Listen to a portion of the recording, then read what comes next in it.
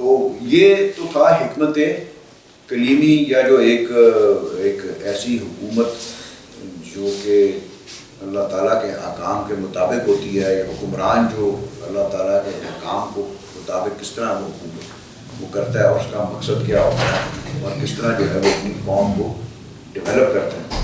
اب وہ بات کرتے ہیں، وہ کہتے ہیں کہ حکمت فرعونی، کہ ایک وہ شخصی حکومت، ایک ڈکٹیٹر کی، ایک وہ شہنشاہ کی، ایک بادشاہ کی حکومت کے بارے میں وہ بیان کرتے ہیں۔ تو علامہ کہتے ہیں کہ حکمت کلیمی کے بارے میں بیان کرنے کے بعد،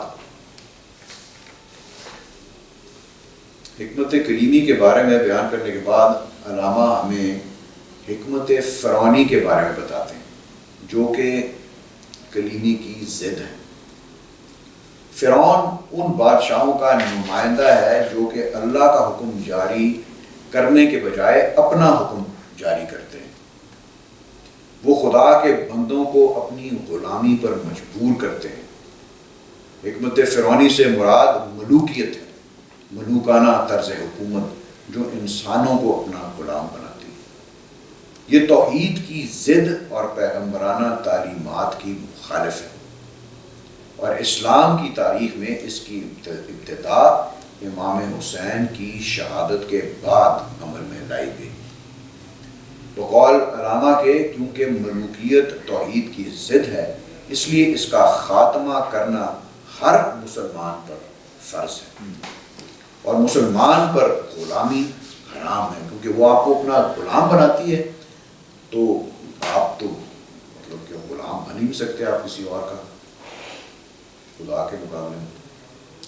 تو مثنوی کے اس حصے میں علامہ ہم پر ملوکیت کے ناپاک عزائم، اس کے وہ ہیلا اور حربوں کے اور کی طرز حکومت کے بارے میں ہمیں آگاہ کرتے ہیں کہ ان کی وہ سوچ کیا ہوتی ہے، ان کی وہ پلاننگ کس طرح ہوتی ہے، ان کا عمل کیا ہوتا ہے، اور کس طریقے سے وہ قوموں کو کس طرف وہ لے کے جاتے ہیں، جو کہ ان کو اصل مقصدیت سے، ان کو زندگی کی مقصدیت سے ہٹا کر اور طرف ہی لے جاتی ہے۔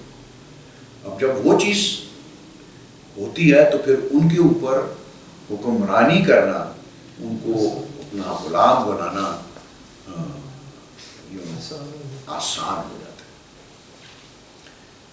تو علامہ فرماتے ہیں کہ حکمت ارباب دین کردم عیان، حکمت ارباب کین ہم بدان، حکمت ارباب کین مکر و فن است، مکر و فن تخریب جان تعمیر تن، کہ اے مخاطب میں نے تم کو اہل دین کی حکمت سے تو آگاہ کر دیا، لیکن لازم ہے کہ تم اہل کین یعنی کہ خدا کے خلاف بغض اور دشمنی رکھنے والے، کینہ پروری اسی سے ہے، کے بارے میں بھی کچھ جان لو۔ ایسے باطل حکمرانوں کی حکمت کیا ہوتی ہے یہ بھی جان لو، تاکہ آپ کے اندر وہ تمیز کرنے کا، وہ فرق کرنے کا آپ کے اندر جو ہے وہ علم اور وہ قدرت جو ہے آپ کے اندر پیدا ہو۔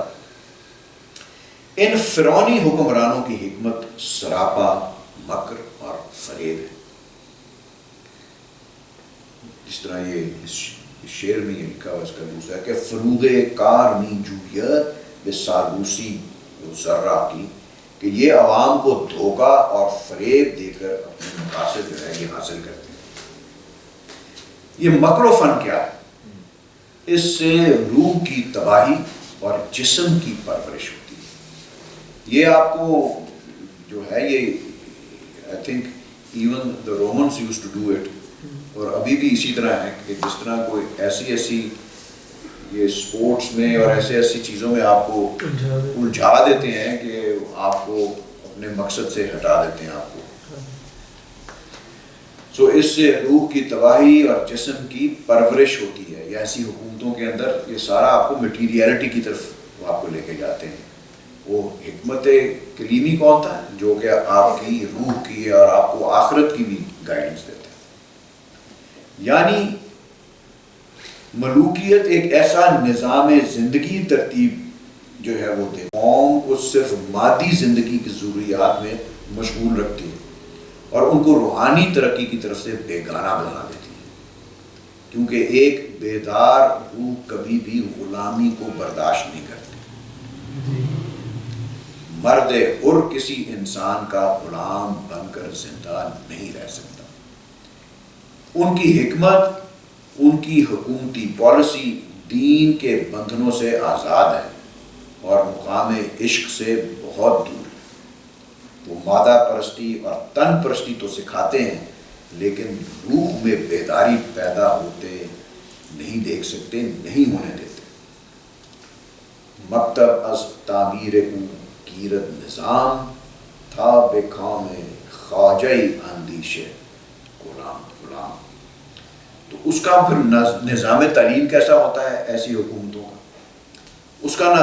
اس کا نظام تعلیم بھی اسی حکمت کے تحت تشکیل پاتا ہے، حکمت فرعونی کے تحت تشکیل پاتا ہے۔ ان کا تعلیمی نصاب نوجوانوں میں خوئے غلامی پیدا کرتا ہے۔ پاکستان میں بھی تو وہ نظام تعلیم ایسا ہی ہے، اس کے ذریعے روح اور شعور کی بیداری کو تو کچل دیا جاتا ہے، کیونکہ ایک مردہ دل قوم پر حکمرانی کرنا آسان ہو جاتا ہے۔ شاید اسی لیے اقبال پکار اٹھے کہ شکایت ہے مجھے یا رب خداوندان مکتب سے، سبق شاہی بچوں کو دے رہے ہیں خاک بازی کا۔ غالباً اسی وجہ سے ہمارے نوجوانوں میں یاس اور مایوسی اور بے یقینی جو ہے وہ طاری ہے۔ ہمارا طرز تعلیم ہمیں ذہنی غلامی کو فروغ دیتا ہے۔ اب علامہ عالمان دین پر تبصرہ کرتے ہوئے جو ہے وہ فرماتے ہیں کہ ایسی حکومتوں کے اندر ان شیخوں کا، ان عالمان دین کا کیا حال ہوتا ہے؟ وہ کہتے ہیں کہ شیخ ملت با حدیث دل نشین، بر مراد او کنت تجدید دین۔ کس کی مراد؟ حکمران کی مراد کے مطابق وہ فتوے دیتے ہیں۔ از دم او وحدت قومی دونیم، کس حریفش نیست جز چوب کلیم۔ کہ بادشاہوں کے پروردہ دینی رہنما، حکمرانوں کے پروردہ دینی رہنما اپنے حسن بیان سے دین میں ایسی جدتیں، نت نئی باتیں اور معنی پیدا کرتے ہیں جو کہ حکمرانوں کی منشا کے مطابق ہوتے ہیں، جو کہ ان کو سوٹ کرتی ہیں، ان کی حکمرانی کو اس کو طول دیتی ہیں، ان کے خاندانوں کو سپورٹ کرتی ہیں، ہاں ان کو استحکام دیتی ہیں۔ حاکم وقت کی خوشنودی کے لیے وہ دین کے اصول ہی بدل ڈالتے ہیں۔ علامہ کہتے ہیں کہ یہ اس کو خوش کرنے کے لیے وہ دین کے اصول ہی بدل دیتے ہیں۔ اس کی ہماری لائک ناٹ، یہ مثالیں تاریخ میں بھی ہیں۔ ایک شاید میں نے آپ کو بیان بھی کی تھی، مامون رشید کی، خلیفہ مامون رشید۔ جب ہارون رشید مرتا ہے تو وہ بادشاہ بنتا ہے، تو وہ اس کی ایک والد کی، اس کی ایک وہ باندی ہوتی ہے اس کی، اینڈ وہ اس کو کہتا ہے کہ تم میرے حرم میں شامل ہو جاؤ۔ تو وہ اس کو آگے کہتی کہ نہیں، یہ اسلام کے اندر اس چیز کا حکم نہیں ہے، تم نہیں کر سکتے۔ تو پھر وہ جب جو ہے وہ اپنے اس وقت کے عالم، جو بھی اس کا وہ ہوتا ہے، پتہ نہیں کا کیا نام تھا، ابو یوسف تھا میرے خیال میں، کے امام حنیفہ کے شاید شاگرد تھے، تو ان سے وہ فتویٰ دلوا کے اس کو بدل ڈالتا ہے ایگزیکٹلی یہ جو علامہ کہہ رہے ہیں وہاں پہ۔ اس طرح کی بہت ساری مثالیں، اور ابھی بھی اس دور کے اندر بھی آپ یہ دیکھیں کہ یہ جب حکومت جاتی ہے تو پھر وہ اپنے طرز کے جو ہیں وہ فتوے جو ہے وہ حاصل کر لیتے ہیں۔ تو علامہ اسی روح سے شاید وہ کہتے ہیں کہ صوفی و ملا ملوکیت کے بندے ہیں، اسی لیے ملا کی نظر فراست سے ہے خالی، اور مجھ کو تو سکھا دی ہے افرنگ نے زندگی، اس دور کے ملا ہے کہ ننگے مسلمانی۔ سو ان شیخان ملت نے قوم کی وحدت کو دو ٹکڑے کر دیا ہے، ان فرعونوں سے تو صرف عصائے موسیٰ ہی ٹکرا سکتا ہے کہ ان حالات کے اندر ایسے حکمرانوں کے ساتھ آپ کو کوئی وہ چوبے کلیم یا وہ عصائے موسیٰ ہی چاہیے، آپ کو کوئی یعنی کہ وہ غیبی مدد اس کی عطا کی ہوئی، خدا کی عطا کی ہوئی طاقت کے بغیر آپ ان ایسے حکمرانوں سے ٹکرانا مشکل ہے، ناممکن ہے۔ یعنی آج کل کے ان فرعونی حکمرانوں سے ٹکرانا خدا کی مدد کے بغیر ممکن نہیں۔ افسوس ہے اس قوم پر جو کسی دوسرے کی تدبیر کا شکار ہو گئی، غیر کے تسلط میں تو آ گئی اور اپنے ہاتھوں سے تو اپنی تباہی کی اور غیر کی تعمیر کی۔ جب آپ کسی اور کے تسلط میں آ جاتے ہیں تو پھر آپ اس کی جب منشا کے مطابق آپ کے ملک میں ایسی پالیسیز جو ہوتی ہیں، پھر جس طرح آپ اکنامکس یا مطلب کہ فیکٹر کو آپ مد نظر رکھیں تو آپ کی بہت زیادہ تر کیا مطلب تمام میرے خیال میں جتنی بھی جو آپ کی جو انڈسٹری ہے وہ ایکچولی تو فائدہ دوسروں کو پہنچا رہی ہے۔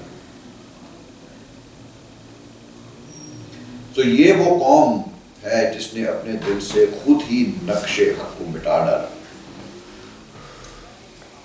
اس میں آرزوئیں تو پیدا ہی نہیں ہوتی، لیکن اگر جو ہے اس میں پیدا کبھی ہو ہی جائے آرزو تو وہ گھٹ کر ہی مر جاتی ہے۔ ان کی کوئی صلاحیت، اس کا مطلب یہ ہے کہ ان کی کوئی صلاحیت جو ہے وہ بروئے کار ہی نہیں آتی۔ ایسی قوم غیرت مند اولاد سے محروم رہتی ہے۔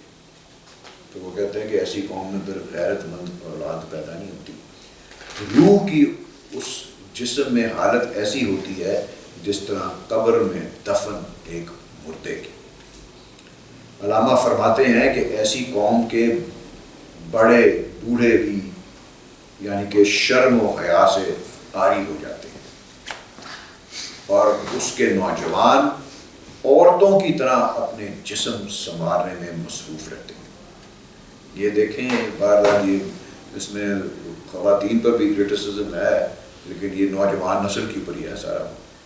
دور حاضر میں تو سر یہی ہو رہا ہے، ان کے دلوں میں آرزوئیں بے ثبات اور کمزور ہیں، یعنی کہ کوئی ورتھوائل آرزو نہیں، بالکل ہی فلمزی قسم کی اس طرح کا مطلب آئی فون 14 آیا گا، اس کے علاوہ کوئی دل میں کوئی آرزو کوئی نہیں۔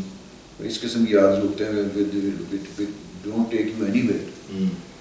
سو ان کے دلوں میں آرزوئیں بے ثبات جن کی کوئی بنیاد ہی کوئی نہیں ہوتی اور کمزور ہیں، وہ جلد ختم ہو جاتی ہیں اور ایسا لگتا ہے جیسے ماں کے پیٹ سے ایک مردہ پیدا ہوا ہے۔ انسان میں اگر آرزو نہ ہو تو وہ ایک زندہ لاش کے سوا کچھ بھی نہیں۔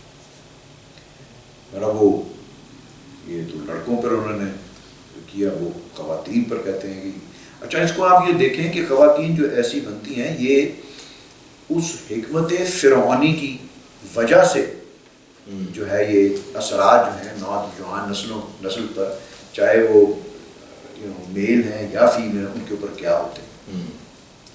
تو کہتے ہیں کہ یہ ان کی حکمرانی کے اندر دختران او بے زلف خود اسیر، شوخ چشم وہ خود نما وہ خردگیر، ساختے پرداختے دل باختے ابروان مثل دوتھی آختے، کہ ایسی قوم کی بیٹیاں اپنی ہی زلفوں کی قیدی ہوتی، اپنی ہی عاشق اور اپنے ہی پر وہ فریفتہ، وہ حیا سے عاری خود نما اور دوسروں میں عیب نکالنے والی ہیں، بہت بنی سنوری دل پھینک اور تلواروں جیسی بھویں تو رکھتی ہیں اور ان کا لباس بھی کسی ڈھب کا نہیں ہوتا۔ تو جب فرعونی حاکموں کے طرز حکومت سے قوم کے افراد کا یہ طرز عمل ہو تو پھر قوم کا کیا حال ہوتا ہے، جس سے وہ کہتے ہیں، پھر علامہ کہتے ہیں کہ ملتی خواہ کس طرح او بھی شرر، صبح او از شام او تاریک تر، ہر زمان اندر تلاش ساز و برگ، کار او فکر معاش و ترس مر. تو ایسی قوم ایک راکھ کا ڈھیر ہے جس میں زندگی کی کوئی چنگاری نہیں. اس کا دن اس کی رات سے بھی تاریک ہے, اس کا مستقبل بھی تاریک ہے. صرف فکر معاش اور موت کا خوف ان پر طاری رہتا ہے. خود مرد وہ خود مرکب وہ خود مرگ مفاجات, کہ وہ خود بھی مردہ اس کی حالت ہے, وہ خود مردہ ہے, اپنی قبر بھی خود ہے, اور وہ مرتی بھی اچانک ہی ہے. سو اس کے عمراء کیا ہے, کس قسم کے ہوتے ہیں کہ اس کے عمراء کنجوس مگر عیاش, تزکیہ باطن تزکیہ روح سے غافل اور جسم پر درد دل سے عاری. یہ ایک خطاب جمی بھی علماء یہ فرماتے ہیں کہ سالہا اندر جہان گر دیدہ ہم, نام بے چشم منعمان کم دیدہ ہم. کہ میں کئی سالہ سال جو ہے میں نے اپنی زندگی میں نے گزارے ہیں, لیکن میں نے ان عمراء کی آنکھوں میں درد دل کم دیکھی. اور وہ فرماتے ہیں پھر کہ قوت فرما روا معبود او در زیان دین وہ ایمان سودے او. کہ ایسی قوم کا پھر کیا حال ہوتا ہے ان کا, کہ ایسی قوم کا خدا اس کا حاکم وقت ہے, وہ اسی کے آگے سر بسجدہ رہتی ہے اور اپنا دینی فائدہ کھو کر اس کے عوض دنیاوی فائدے حاصل کرتی ہے. ایسی قوم پر جمود طاری رہتا ہے اور وہ مستقبل کو کھو بیٹھتی ہے. اس سکون پرستی کے عوض اپنے اسلاف کے کارناموں کا ذکر تو کرتی ہے لیکن ان کے عمل سے دور رہتی ہے. دین او عہد و وفا بستن بغیر یعنی از خشت حرم تعمیر غیر. آہ قومی دل ز حق پرداختے مرد و مرگ خویش را نشناختے. اس قوم نے خدا سے پیمان و وفا نہ باندھا بلکہ غیر سے اس نے پیمان و وفا باندھا. اس نے جیسے حرم کی اینٹ سے بت خانہ تعمیر کر دیا. افسوس ہے ایسی قوم پر جس نے خدا سے دل پھیر لیا. وہ زندہ تو دکھائی دیتی ہے لیکن وہ در حقیقت مردہ ہے, یعنی وہ مر گئی لیکن اپنی موت کو پہچاننے سے ہی قاصر ہے. تو یہ دو فرق تھے اس کے اندر, ایسی حکمرانیوں کے اندر.